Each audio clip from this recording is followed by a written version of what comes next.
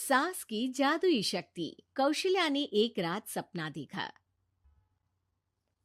कौशल्या राजपूत, तुमने किए हैं जीवन में अच्छे अच्छे कर्म, इसलिए अब से जब तुम चाहो गायब हो सकती हो, जिसके लिए तुमको सिर्फ चुटकी बजानी होगी और चुटकी बजाते ही तुम गायब।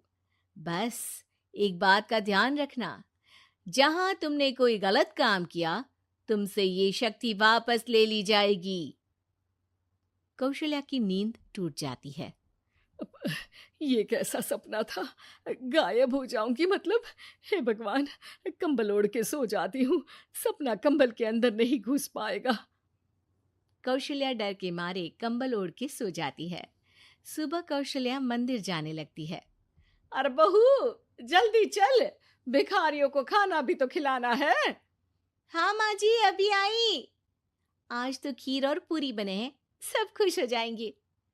दोनों सास बहू कार से खाने का सामान लेकर मंदिर पहुंचते हैं और भगवान की आराधना के बाद मंदिर के बाहर बैठे भिखारियों को खाना खिलाने लगते हैं।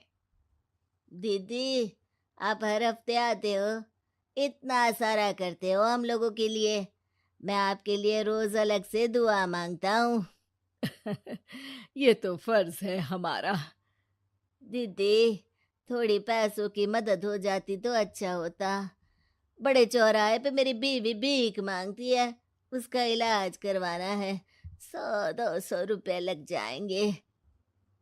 कौशल्या उसी वक्त भिखारी को 500 का नोट दे देती है और दोनों सास बहू वहां से लौटने लगती हैं। तभी कौशल्या को कोई शंका होती है। अब बहू रुक, तो मैं अभी आई।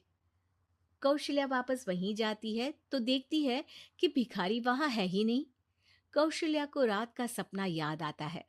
वो चुटकी बजा के गायब हो जाती है और सीधे भिखारी के पास पहुंचती है, पर भिखारी को वो दिखाई नहीं देती।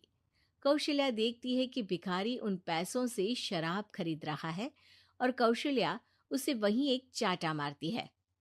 अरे कौन है बे? एक और चाटा पड़ता है। अरे कौन है? कौन है? हिम्मत है तो सामने आओ। भिखारी को झूठ बोलने पर तड़ातड़ चांटे पड़ते हैं। वो वहां से भाग खड़ा होता है।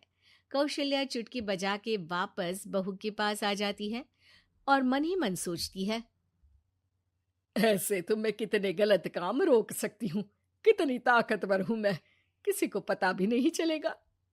सासू माँ, आप क्या सोच रही हो? अब कुछ नहीं, कुछ भी तो नहीं।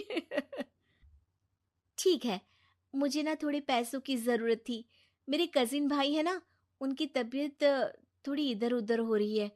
वो तो खुद से नहीं कहेंगे कि पैसे दे दो, पर बहन होने के नाते मेरा तो फर्ज बनता है ना कि भाई की मदद करूं। अरे हाँ हाँ, ले जाना पैसे। पैसे इसीलिए तो कमाते हैं कि जरूरत में काम आ सके। घर पहुंच के कौशल्या अपनी बहू को 10,000 रुपए दे देती है। कब जाएगी तुम मायके? कल शाम की ट्रेन है। दोनों काम में लग जाती हैं। तभी काम वाली दीदी वहां आती है।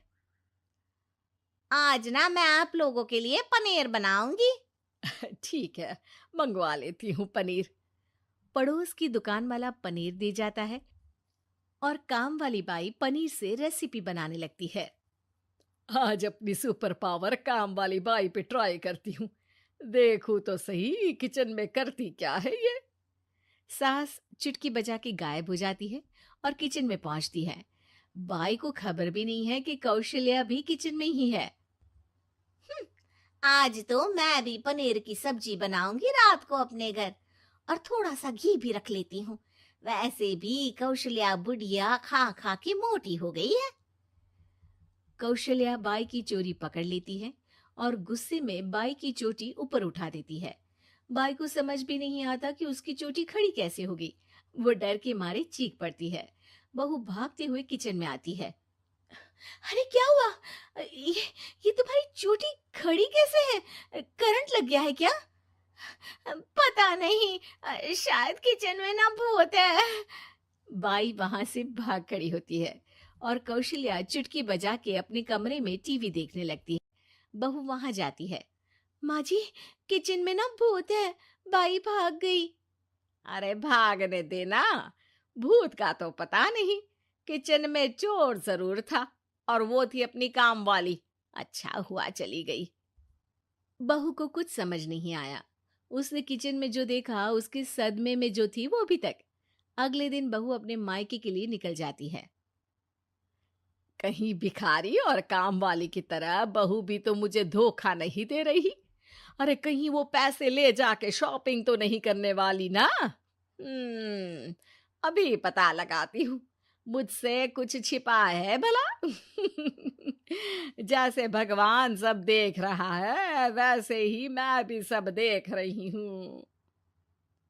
सास को अपनी शक्ति पर घमंड आ गया था। वो अब अच्छे काम करने की जगह अपनी शक्ति का इस्तेमाल खुद का शक मिटाने के लिए कर रही थी। वो चुटकी बजाती ही बहू के मायके चली जाती है। भैया, आपने बताया क्यों नहीं कि इतनी तबीयत खराब है? अरे तेरी सास बूढ़ी हो गई है, इतना भला काम करती है, उनकी मदद कौन करता है? यहाँ तो और भी लोग हैं ना। भैया, मेरे पास कुछ पैसे हैं, आप दूसरे डॉक्टर को दिखा दीजिए ना। अरे मुझे लगता है कि मेरा टाइम आ गया है, मुझे जाना होगा।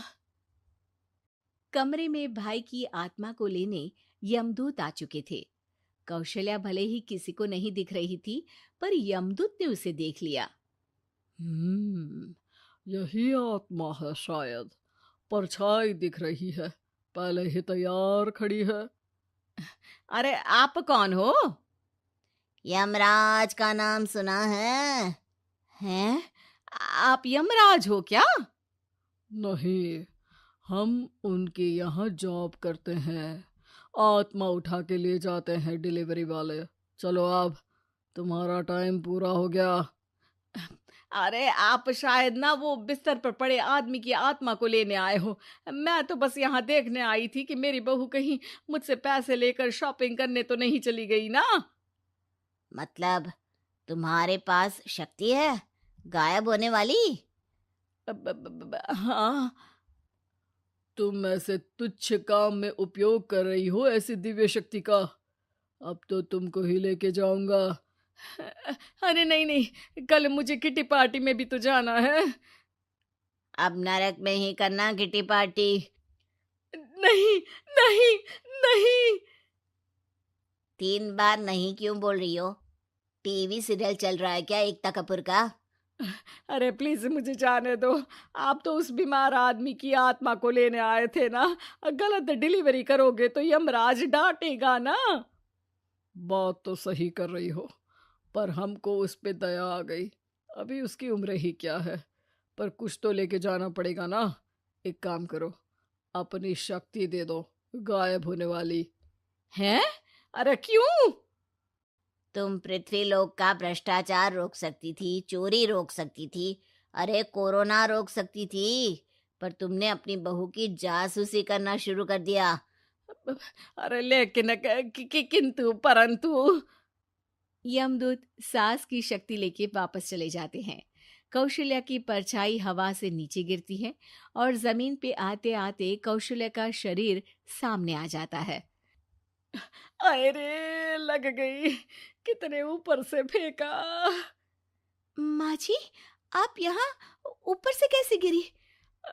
अरे समधन जी, आप अचानक कमरे में। सब घबरा जाते हैं। सास बहू को सारी बात बता देती है। ये लो आपके 10,000 रुपये। आपको मुझ पे इतना भी भरोसा नहीं है? अरे बहन, मुझे दर्द नहीं हो रहा है, अब अचानक से सब अच्छा होने लगा है। अरे तो फिर बिस्तर से उठ जाओ और मुझे लेटने दो। गिरी हूं ऊपर से तो पूरा बदन दुख रहा है। भाई को तो यमदूत ठीक करके जाते हैं, पर कौशल्या देवी दर्द के मारे बिस्तर पर आ जाती हैं।